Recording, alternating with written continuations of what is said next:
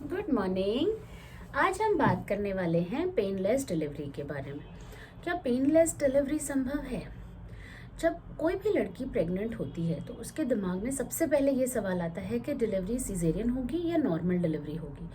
इच्छा तो बहुत होती है कि नॉर्मल डिलीवरी करनी है, लेकिन बहुत सारे फ्रेंड से डिस्कशंस करते हैं, अपने रिलेटिव से डिस्कशंस करते हैं, और फिर जब ये पता चलता है कि इट्स वेरी पेनफुल प्रोसीजर तो उनका जो आत्मविश्वास होता है of going through the process of normal delivery वो डगमगा जाता है। उसका एक बहुत अच्छा सोल्यूशन आज के डेट में अवेलेबल है, जिसको कि हम पेनलेस डिलीवरी बोलते हैं, जिसको कि हम एपिड्यूरल एनाल्जेसिया बोलते हैं या लेबर एनाल्जेसिया। जिस टेक्निक के सहारे हम डिलीवरी के एक्सपीरियंस को पेनलेस बना सकते हैं। क्या होता है ये, कैसे करते हैं, ये टेक्निक में एक्चुअली होता क्या है? इसमें क्या होता है ना, जो पेन की जर्नी होती है किसी भी लड़की की, एक पहले ये बताती हूँ कि नॉर्मल डिलीवरी का क्या प्रोसेस होता है। जब नॉर्मल डिलीवरी होने वाली होती है तो महिला को दर्द शुरू होते हैं। दर्द के शुरू होने से जो गर्भाशय का मुख होता है वो धीरे धीरे खुलने लगता है ताकि बेबी वहाँ से आ सके। तो जब वो मुख खुलने लगता है तो इनिशियली वो क्लोज्ड होता है, फिर हम उसको काउंट करते हैं 1 सेंटीमीटर, 2 सेंटीमीटर, 3 सेंटीमीटर, और हम एक्सपेक्ट करते हैं कि वो 10 सेंटीमीटर तक हो जाए ताकि उसमें से बच्चे का सिर इजीली बाहर निकल सके। तो क्या होता है कि जब हम 3 सेंटीमीटर पे महिला जाती है उसको हम बोलते हैं कि a girl is entering into active phase of labour. तो आपको वहाँ तक की जो जर्नी होती है वो खुद ही तय करनी होती है। उसमें हम आपको एपिड्यूरल एनाल्जेसिया का जो ड्रग होता है वो नहीं दे सकते हैं।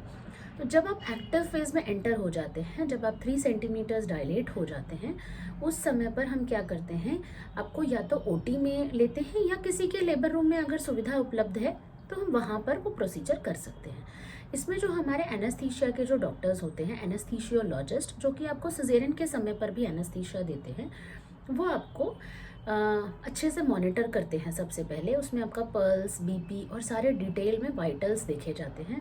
फिर आपके पीठ में एक सुई लगाई जाती है, जिसके कि पहले आपकी पूरी पीठ को सफाई की जाती है, जिसमें आपको एंटीसेप्टिक लोशन और सोल्यूशन लगाकर सफाई करके पीठ में एक लेवल पे एक सुई के सहारे ड्रग दिया जाता है, जिससे क्या होता है कि जो आपके नाभि के नीचे का हिस्सा होता है वो आपका, और बर्थ कैनाल वाला हिस्सा होता है, वहाँ का पेन सेंसेशन बंद हो जाता है।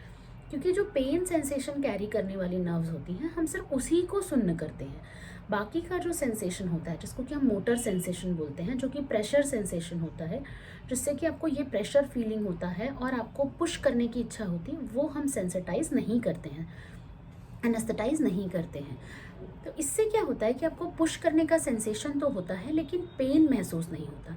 अब ऐसा नहीं बोलूँगी कि आपको 100% पेन रिलीफ हो जाएगा, इससे आपको होगा कम से कम अंदाज से 80%, 70 to 80% का पेन रिलीफ मिल जाता है। अब क्या होता है इसके बाद में ये आपको हो गया। अब ये जो दर्द का जो असर रहता है, दर्द जाने का जो असर रहता है इंजेक्शन के सहारे, वो रहता है करीब से करीब 3 से 4 घंटे, 5 घंटे भी रहता है। लेकिन अगर आपका लेबर प्रोसेस उससे ज़्यादा चल रहा है तो हम उसको टॉप अप इंजेक्शंस बोलते हैं, वो भी दिए जा सकते हैं। इस पूरी प्रक्रिया के दौरान जो प्रिकॉशन रखने की चीज़ होती है, ये होती है स्ट्रिक्ट मॉनिटरिंग की जाती है माँ की और बच्चे की। जो पेट में गर्भ में माँ है, बच्चा है, उनका भी। तो माँ के पल्स रेट, बीपी और बाकी के सब वाइटल्स, ऑक्सीजन सैचुरेशन, ये सारा कुछ देखा जाता है। और जो बच्चा होता है उसके लिए हम उसके हार्ट बीट का स्ट्रिक्ट मॉनिटरिंग रखते हैं, और साथ में हम आपका लेबर प्रोग्रेस कितना है वो मॉनिटर करते रहते हैं। अगर हमको इस बीच में कहीं पे भी कोई इमरजेंसी का एहसास होता है, जैसे कि कभी लेबर प्रोग्रेस प्रॉपरली जो प्रोग्रेस होना चाहिए वो नहीं हो रहा है एज़ पर एक्सपेक्टेड, या फिर कभी कभी ऐसा हो रहा है कि बच्चे की धड़कन में कुछ प्रॉब्लम आ रही है, तो इमरजेंसी की नौबत अगर आई तो हमको सिजेरियन करना पड़ सकता है। अब क्या होता है इस टेक्निक से, जैसा कि हमने बताया कि पेन तो कम हो जाता है, लेकिन इसके कुछ साइड इफ़ेक्ट, क्योंकि ये बहुत प्लेजर होता है मदर के लिए, कोई साइड इफ़ेक्ट नहीं होते हैं मदर को, बेबी को भी कोई साइड इफ़ेक्ट नहीं होते। मदर में सिर्फ 1 या 2 जो प्रॉब्लम्स होती हैं छोटी मोटी, वो ये है कि मदर को कभी कभी हेडेक का एहसास हो जाता है। आपको थोड़ा बहुत हेडेक या बैक पेन हो सकता है, जो कि ग्रेजुअली 10 से 15 दिनों में चला जाता है। कभी कभार ऐसा हो सकता है कि लेबर प्रोग्रेस जो है वो थोड़ा स्लो हो जाए। जो हम एक्सपेक्ट करते हैं कि, समझ लो अगर हम एक्सपेक्ट कर रहे हैं कि आप 3 सेंटीमीटर्स हैं और आपका लेबर जो है वो 6 से 7 घंटे में हम एक्सपेक्ट करते हैं नॉर्मली बिना एपिड्यूरल दिए कि वो 7 घंटे में प्रोग्रेस हो जाएगा। वो कभी से कभी 1 से 2 घंटे के लिए प्रोलॉन्ग भी हो जाता है। और साथ ही जो सेकेंड स्टेज होता है लेबर का, जिसमें कि बच्चा बाहर आता है, जिसमें कि हम बच्चे को बाहर निकालने में आपकी मदद करते हैं, जिसमें डॉक्टर का असिस्टेंस कंप्लीटली रिक्वायर्ड होता है, वो फेज़ कभी कभी डिले हो जाता है। तो हो सकता है कि उसमें हमको आपके लिए वैक्यूम लगाना पड़ सके। ये कुछ छोटी छोटी प्रॉब्लम्स हैं। इसके क्या कोई कॉन्ट्रा इंडिकेशंस है? ऐसी भी कोई महिलाएं होती हैं जिसको हम नहीं लगा सकते? जी हाँ, ऐसी कुछ महिलाएं होती हैं, जैसे जिसको किसी को अगर बैक प्रॉब्लम है, समझ लो किसी को स्कोलियोसिस है या किसी को कुछ और मेजर बीमारी है, तो हम ये नहीं लगा सकते हैं।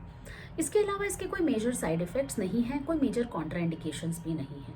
जैसा कि मैंने आपको बताया कि इसका सिर्फ एक ही प्रॉब्लम है कि कभी कभी ये लेबर प्रोग्रेस को डिले कर देता है। बट इसका सबसे बड़ा एडवांटेज है कि जो आपकी लेबर की जर्नी है वो इतनी प्लेजरेबल हो जाती है, इतनी अच्छी हो जाती है कि आपको जो डर है, जिस डर के कारण आप सिजेरियन चाहते हैं, वो आप एटलीस्ट अवॉइड कर सकते हैं। अभी भी ऐसे इतने पेशेंट्स आते हैं जो कि सिर्फ डिलीवरी के दर्द के चलते ये कहते हैं कि नहीं डॉक्टर, हमको डिलीवरी नहीं करनी है क्योंकि उसमें बहुत दर्द होगा। तो मेरा ये टेक होम मैसेज रहेगा इस वीडियो से कि अगर आप अच्छे से, अगर आप डिलीवरी प्रोसेस को अपना खुश बनाना चाहते हैं, सुखनुमा बनाना चाहते हैं, तो ऑप्ट करिए पेनलेस डिलीवरी और एपिड्यूरल एनाल्जेसिया। ये बहुत अच्छी चीज़ है आज के समय में। जब तकनीक अवेलेबल है, उपलब्ध है, तो हमें उसका फ़ायदा उठाना चाहिए। और इस डर से, सिर्फ डर के चलते सिजेरियन सेक्शन ना ऑप्ट करिए। हाँ, अगर कुछ ऐसा कारण है कि जिसके चलते, जैसे कभी आपके नीचे की जगह पर्याप्त नहीं है बच्चा आने के लिए, या बच्चे की धड़कन में कोई प्रॉब्लम है, या कुछ और कॉम्प्लिकेशंस हैं, जैसे कि किसी के बीपी का इशू है, किसी के डायबिटीज़ का इशू है, या बच्चे के आसपास पानी कम है, या कोई भी कारण है जिसके लिए आपको आपकी गायनेकोलॉजिस्ट बोल रही है कि आपको सिजेरियन करना पड़ेगा, तो उससे डिनाई मत कीजिए। ज़िद नहीं होनी चाहिए कि हमको नॉर्मल ही करना है। It should be a very guarded decision कि आपको आपके लिए नॉर्मल डिलीवरी कितनी हद तक सही है, आपको नॉर्मल डिलीवरी के लिए जाना चाहिए या नहीं, और अगर आपको सिजेरियन की पहले ही ज़रूरत है तो उसके लिए जाना चाहिए। तो अगर, लेकिन सिर्फ ये मैं बोलूँगी कि पेनलेस डिलीवरी आप तब ऑप्ट कीजिए जब आप सिर्फ डर के चलते, अगर आप बोलेंगे कि नहीं हमको डर लगता है इसलिए हम सिजेरियन करना चाहते हैं, सिजेरियन के दर्द, डिलीवरी के दर्द के चलते आप कभी सिजेरियन मत कीजिए। इसके अलावा अगर आपको कोई भी इस टॉपिक से रिलेटेड अगर आपको डाउट्स हैं तो आप कमेंट सेक्शन में जाके आप कमेंट करके पूछ भी सकते हैं। We are there to answer your questions. अगर आपको वीडियो अच्छा लगा हो तो आप डेफिनेटली लाइक कीजिए। Will be there with another video, another informational. और अगर आपको कोई टॉपिक है जिसके बारे में आप जानना चाहते हैं तो let us know. Thank you.